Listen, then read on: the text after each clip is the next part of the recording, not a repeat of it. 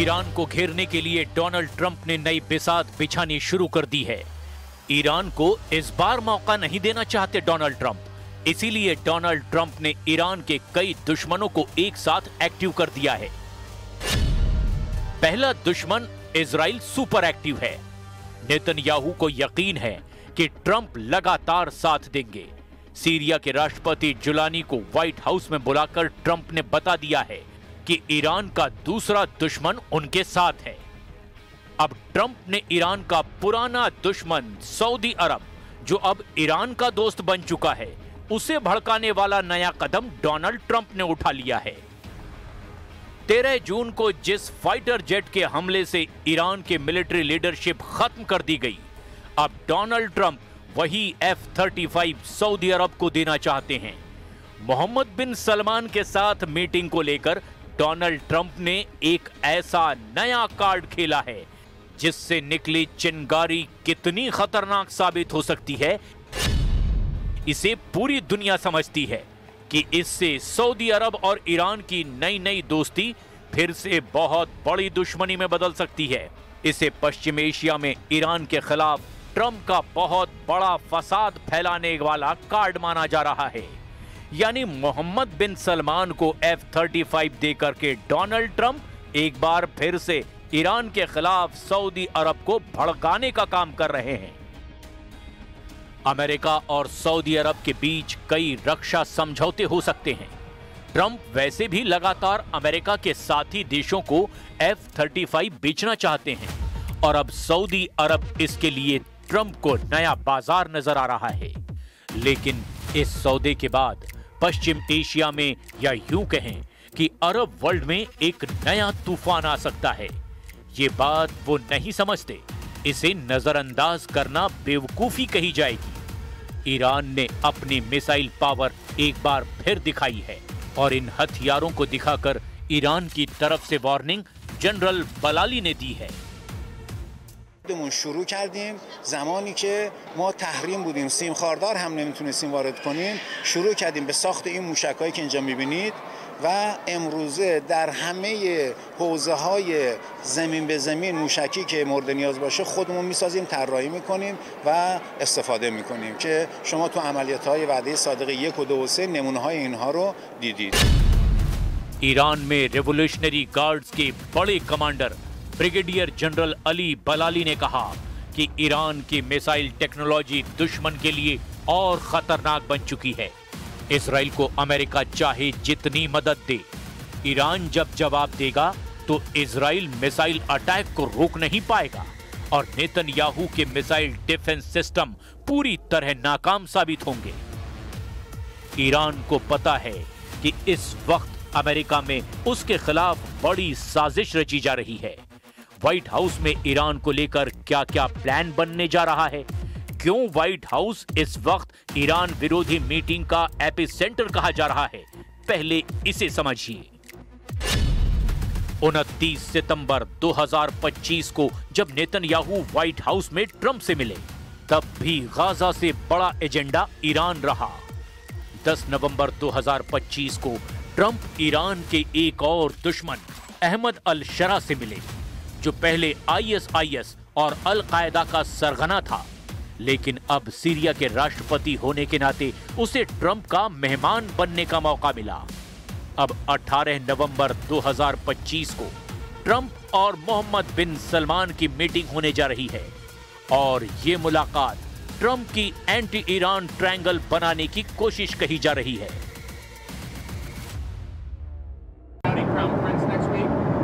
More than meeting, we're honoring Saudi Arabia, the Crown Prince. Yes. What are your goals for the meeting?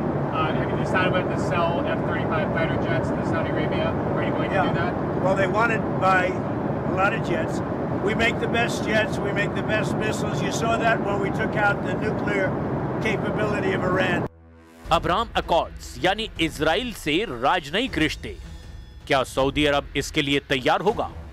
Mohammad बिन सलमान पहले ही Israel से किसी भी तरह के रिश्तों को लेकर फिलिस्तीन वाली शर्त लगा चुके हैं, यानी फिलिस्तीन देश बनेगा तभी वो इस तरफ अपना कदम बढ़ाएंगे। अब ट्रंप ने हमास और इजराइल के बीच युद्ध तो रुकवा दिया है, लेकिन सऊदी अरब की असली शर्त अभी भी पूरी होनी बाकी है और सच ये है कि इजराइल इस पर कभी राजी नहीं होगा। ये बात नेतन्याहू बार बार ट्रंप को वार्निंग दे रहे हैं।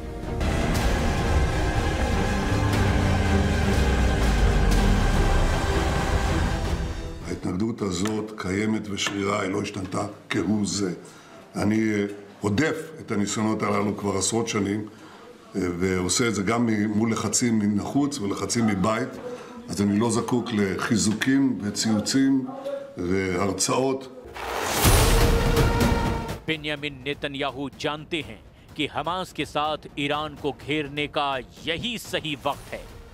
जून में हुए युद्ध में इजराइल कामयाब नहीं हुआ और ईरान के ऑपरेशन टू प्रॉमिस ने उसके कई शहरों को ऐसे जख्म दिए जिसकी वजह से इजराइल अब दोबारा ईरान पर हमला करने के बारे में 100 बार सोचेगा।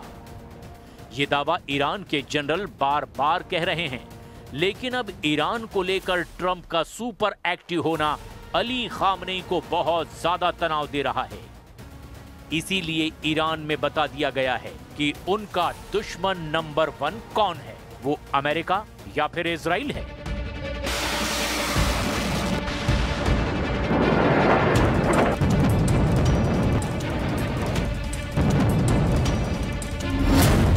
ईरान ने बता दिया है कि वो अपने दुश्मन नंबर 1 और दुश्मन नंबर 2 के साथ फिर से युद्ध के लिए पूरी ताकत के साथ तैयार है। जिंदगी और तबाह करते बीसते। ईरान के सर्वोच्च नेता अली खामनेई ने कह दिया है कि ईरान झुकेगा नहीं, ईरान डरेगा नहीं और ईरान से अब कोई टकराएगा तो बचेगा नहीं। इसकी वजह है ईरान ने अमेरिका को अपना दुश्मन नंबर 1 बता दिया है।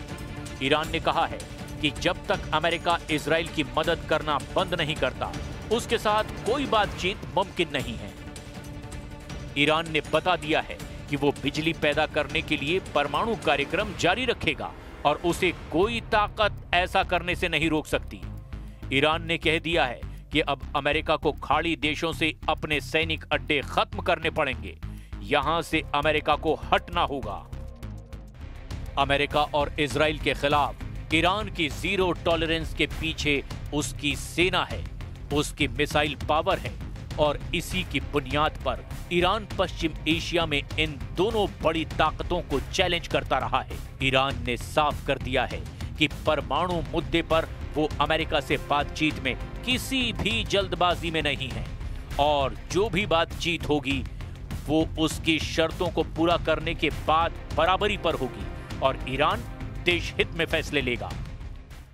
بشینم با منطق در چارچوب همون قوانین بین المللی بشینم ما حاضریم گفتگو کنیم. نه اینکه بگن شما این علمو نداشته باش، این مهارتو نداشته باش، حق دفاع از خودت هم نداشته باش، هر وقتم زیاد حرف زدی بمبارانت میکنم.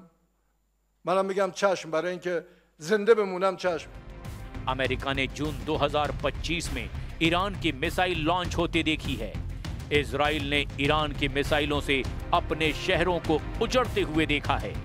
ईरान की इस ताकत में 8 गुना इजाफा करने की तैयारी अब पुतिन ने कर ली है, क्योंकि पुतिन और खामनेई के बीच एक डील ने रूस और ईरान के हर दुश्मन को चारों खाने चित कर दिया है।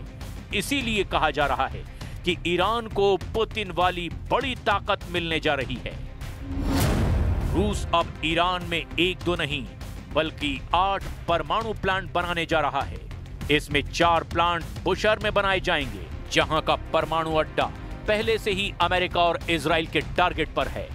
यानी जब ईरान के परमाणु कार्यक्रम पर ट्रंप और नेतन्याहू फिर से ब्रेक लगाना चाहते हैं, उसकी ताकत पुतिन ने 8 गुना बढ़ाने का फैसला कर लिया है। कहा जा सकता है कि पुतिन और खामनेई की पार्टनरशिप ने अब नेतन्याहू और ट्रंप के गठजोड़ को डायरेक्ट चैलेंज दे दिया है।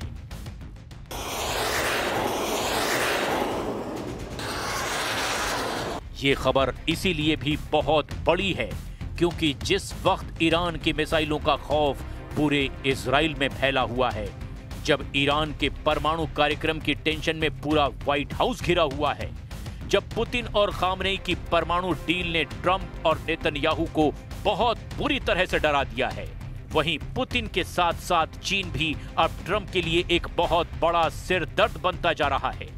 वो इसीलिए क्योंकि अमेरिका और सऊदी अरब के बीच अगर F-35 को लेकर डील होती है तो डोनाल्ड ट्रंप का कदम अमेरिका के लिए मुसीबत पैदा कर सकता है। इससे पेंटागन का ये डर बढ़ जाएगा कि कहीं चीन इस विमान की सीक्रेट टेक्नोलॉजी ना हासिल कर ले। ये डर अमेरिकी अधिकारियों को साफ साफ नजर आ रहा है।